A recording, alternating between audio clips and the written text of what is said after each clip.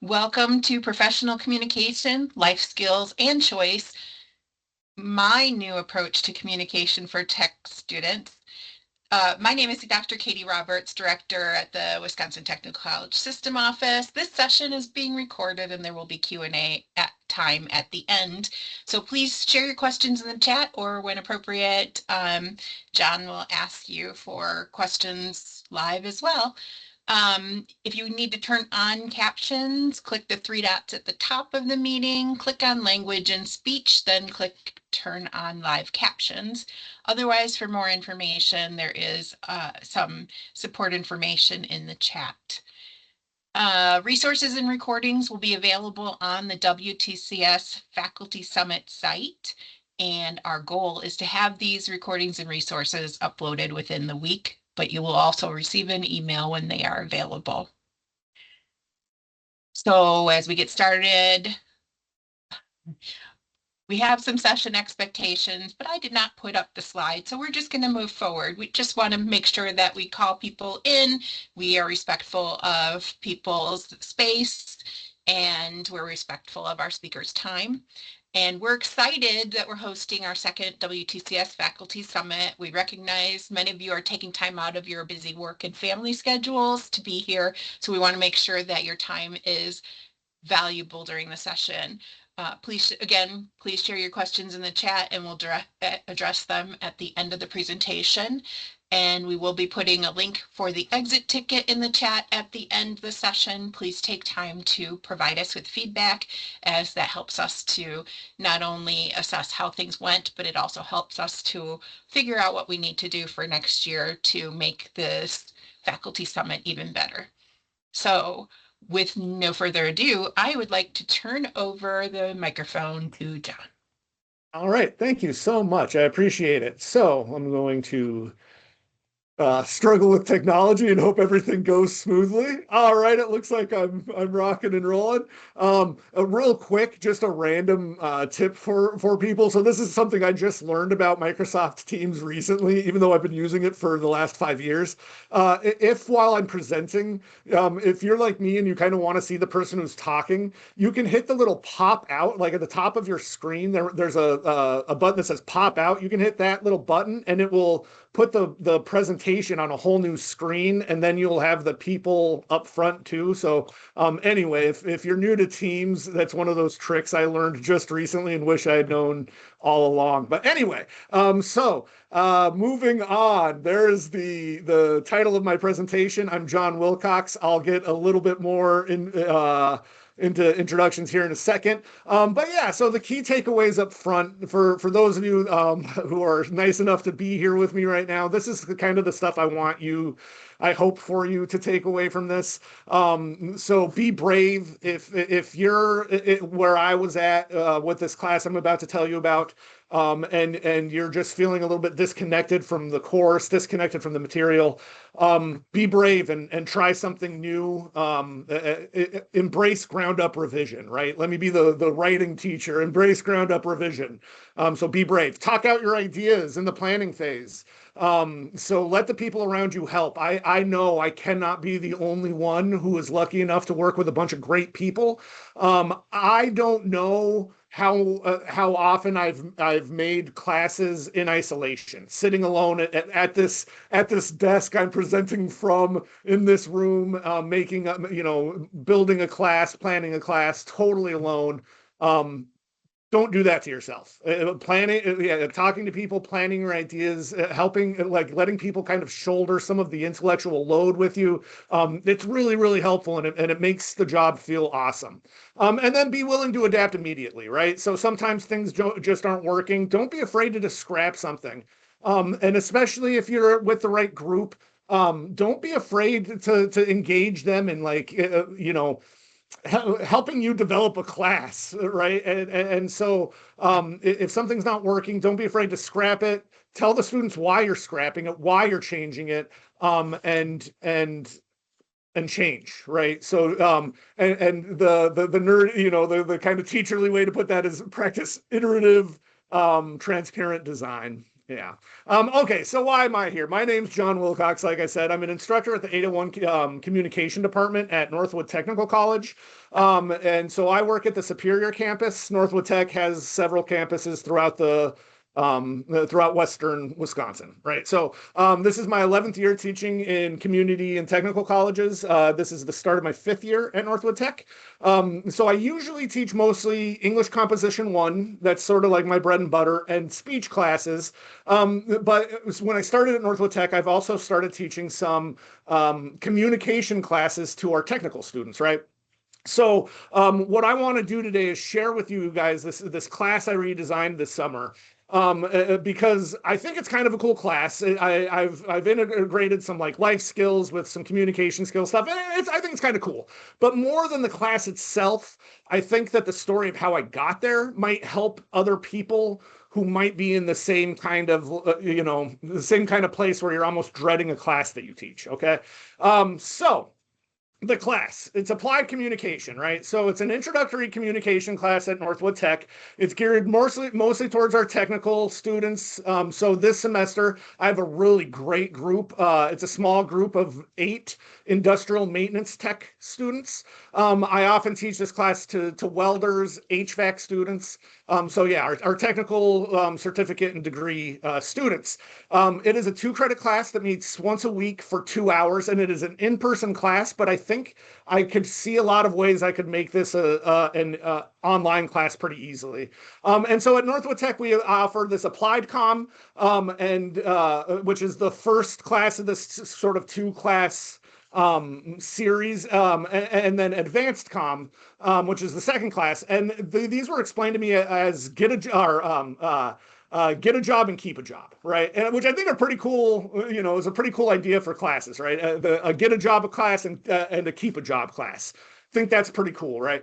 And so just real quick, some nitty gritty for context. So these are the course outcomes for the class, and so it is very much a class that's focused on professional communication, right? And so the real goal of this class, this get a job class, is building some of these kind of foundational communication skills for technical degree students, right? So when I first got my job at Northwood Tech and I was asked to teach this applied comm class, I freaked out. I was like, oh my God, I've never taught a class like this, like to this specific student base. It was very stressful.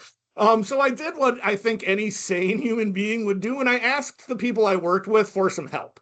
And luckily, I have some great colleagues, like I mentioned, and who are going to show up again in this presentation. And they helped. They gave me a lot of their material. They gave me access to courses. They gave me everything I needed to teach this class, right? But the inexperience I had teaching the class led to a very, very real, deep sense of imposter syndrome. So that was my first problem. Second problem was I was using other people's material. And I don't know about you guys. I'm very clearly an idiosyncratic person, right? Like I need kind of my own material to present if I'm going to feel connected to it. And I was just adapting other people's material, so I never felt like a connection to the material. And then the other issue I was having is because of the nature of the class, I really focused the class heavily on workplace communication. And this is an uncomfortable admission, but truly, I struggle a lot with workplace communication skills. Like that is an area in my life that has caused me probably the most amount of stress and discomfort right in my entire life. And so I was standing in front of this class talking about workplace communication, feeling to call it imposter syndrome is an understatement. I felt like a fraud. Right, I felt like a fraud, and so that was a huge issue. 2 more quick issues that I'm moving on, I promise. Also, students were resistant to the class, right? I think that's natural. A lot of us who teach general studies are used to people saying kind of the why do I have to take this class mentality.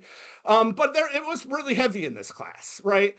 But more than just the student resistance to the class, the issue I was having was that when they would ask me why do I have to take this class, oftentimes I felt myself stumped. And that was shameful to me, right? It's like I could explain intellectually why a communication class is important, but explaining to a student why they had to take my specific class at that specific time, it was hard for me, right? And then the last issue was AI, and this isn't an AI presentation. I'll talk about it a little bit, but we know that students are using it to replace mental effort, and that is my biggest issue. I just don't want students to use AI to replace mental effort. I needed a way to address that. So I started thinking of a new class, right? So this summer I started thinking of a new way to teach this class. I started thinking of a new way to approach it.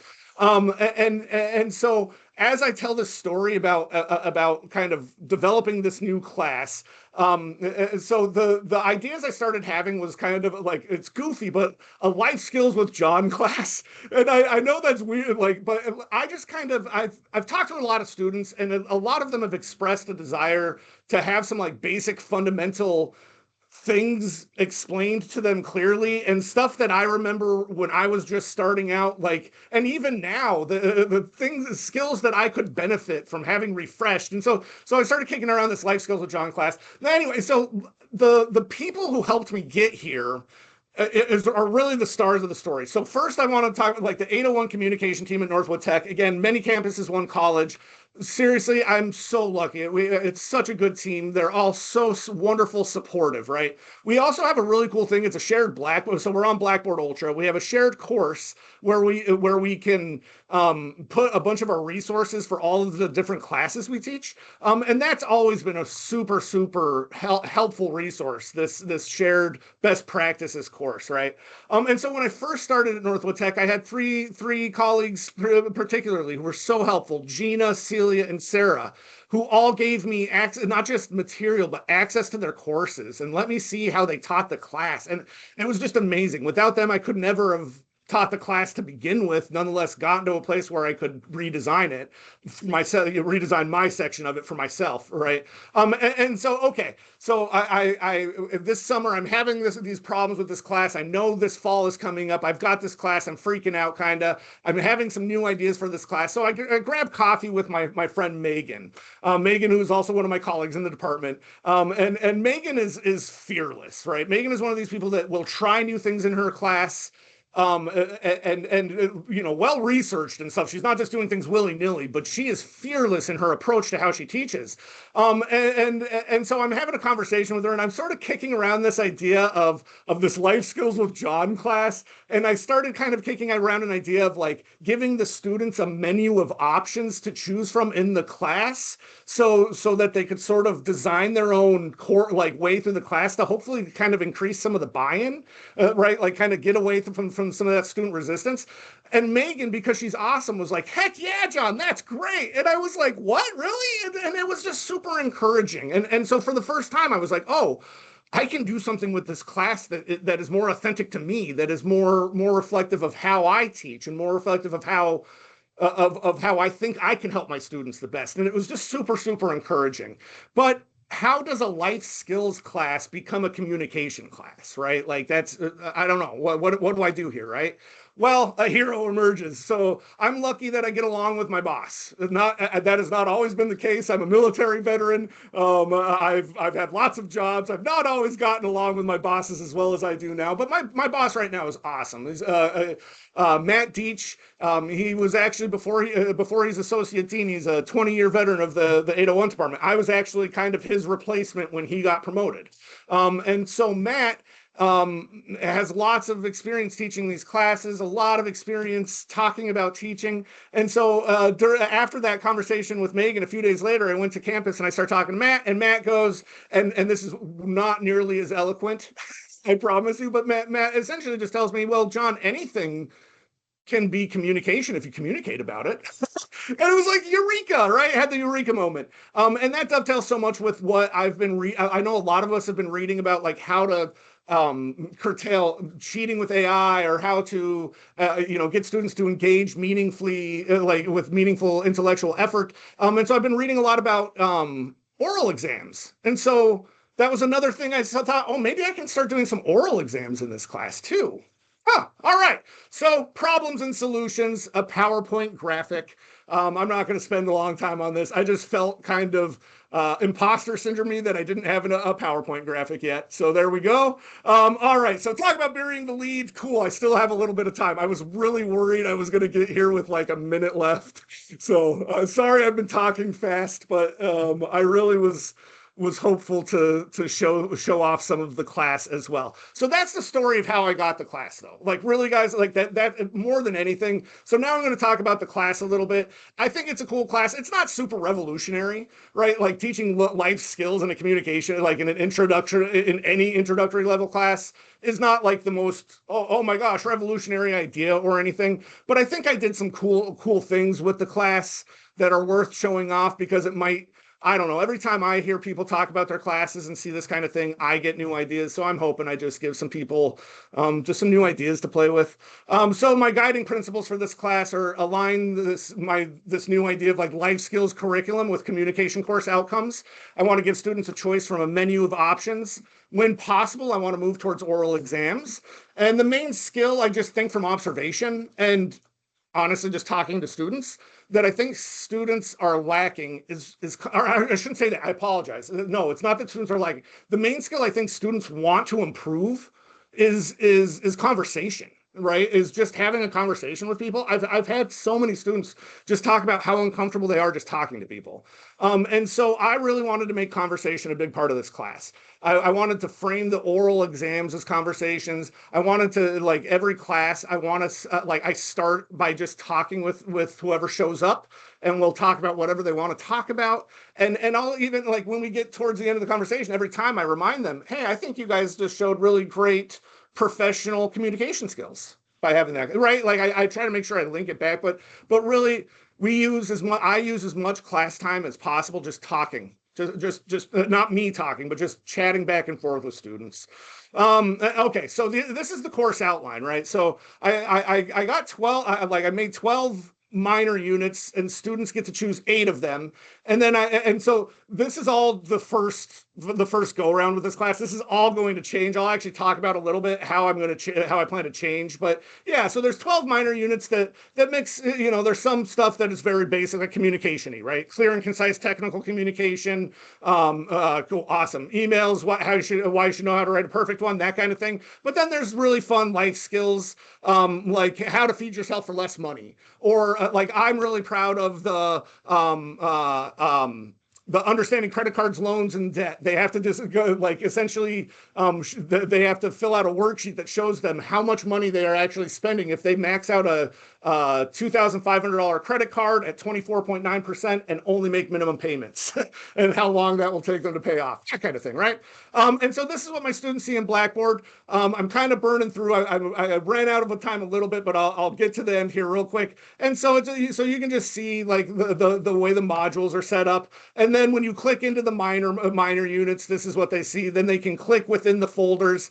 When I actually get within the folder, this is what they see. And so every unit has an introduction, and then material, and then a knowledge check, which is like a formative assessment, and then a summative assessment, which is usually a unit exit interview.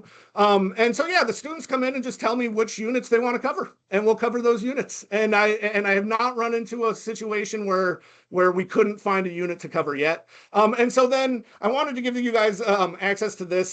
So I wrote these introductions to the units, and each introduction just has a quick paragraph describing the unit, personal benefits that they gain, employability benefits that they gain, course outcomes that it relates to, and then I describe what the knowledge check and the summative assessment are. So real quick, as you look at it, like if you scan that QR code, that'll take you right to that document. I wrote every single one of those. I know I didn't use AI writing them. I put them through an AI checker just to see, and it came back 80% AI. And then even though I knew AI didn't use AI to write, I went through and I edited it to make sure that the AI checker didn't say it was AI. What kind of weird like mental gymnastics is that? Here's an example of the oral exam prompt. These are very similar for every unit. But yeah, it's really just come in and talk about these main ideas, lessons learned. Oral exams are difficult not to coach through. right? They're almost always a learning experience. So if a student struggles, I have a hard time not just saying, well, bringing something up and saying like, and then asking them to clarify and stuff. So it's hard not to coach through oral exams.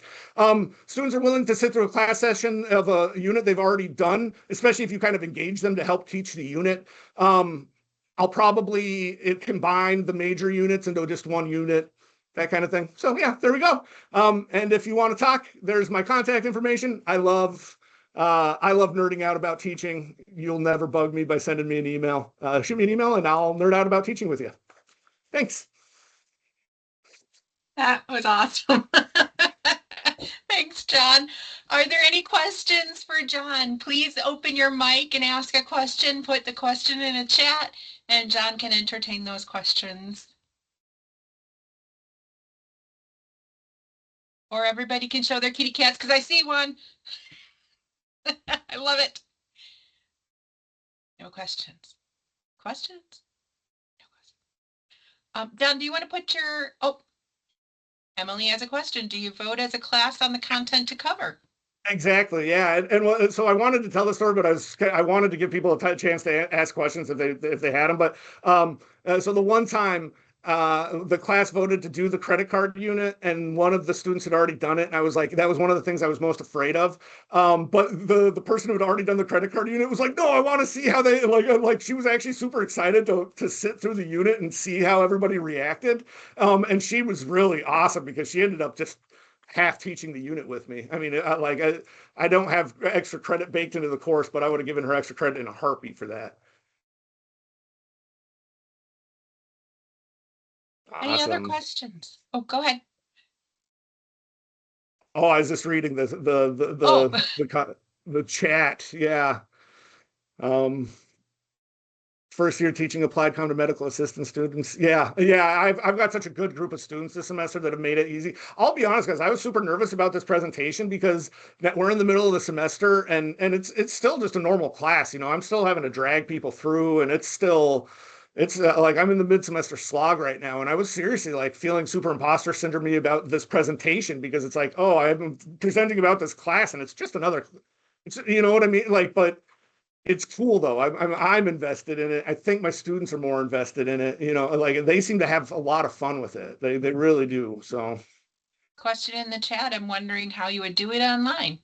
yeah, just either give them the ability to rather than doing a in person or a live oral exam to record one maybe, or also and this is where I struggle because I know some online teachers give their students an opportunity to meet with them live if they're available to, but I worry about equity with that. Like if students don't have that ability and then are missing out on the possibility. But then am I just I don't know. Yeah, it's tough. I don't know exactly how I do it, but I would probably talk to the person who just asked the question, who was one of my awesome colleagues, and I would honestly probably ask how she would do it and go from there. People who were in the previous session that I was in, characterai.com or the Blackboard scenario option. Those are options to create profiles and scenarios that you could have a conversation. Yeah, there we go. Yeah, there's all sorts of new ways to make. Yeah, I mean, and honestly, I think an online communication class is a little like it's tough. I wonder about the true pedagogical I don't know. Yeah, it's tough. Online communication is tough. Okay, well, John, if you wouldn't mind putting your email address in the chat, that would be awesome. I know you had it on the last page of your slide, but it would be great to have it in the chat. And then just as a reminder, everyone, that we will have the resources and recordings available within the week, hopefully, and also take a moment to fill out the feedback exit ticket. That is really, really important. And I'm going to post it yet again so that we can make sure everybody gets it. And thank you again, John. Everybody, please thank John for his enthusiasm and great sharing. And hopefully, John, maybe next year you can give us an update and maybe you can even share how you've communicated with other people around the state doing this wonderful process of oral examining, conversing, etc. Awesome. Thank you so much for facilitating. I appreciate it.